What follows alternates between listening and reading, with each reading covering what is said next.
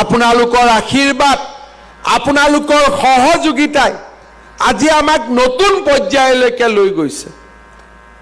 এতিয়া আমি কি সপোন দেখিছো? লাখপতি বাইদেউ।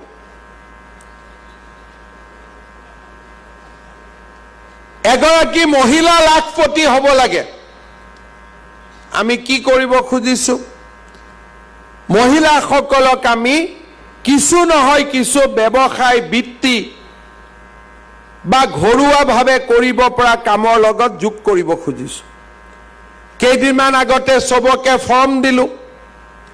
ফৰ্ম লৈছিল নে নাই আপোনালোকে? কোন কোন মহিলাই ফৰ্ম লৈছিলে হাত দাঙকচোন। সবে লৈছে। এতিয়া ফৰ্মখিনি ললে নহব। ফৰ্মতটো হাঁ নহয় কণী পাৰিব, হয়নে?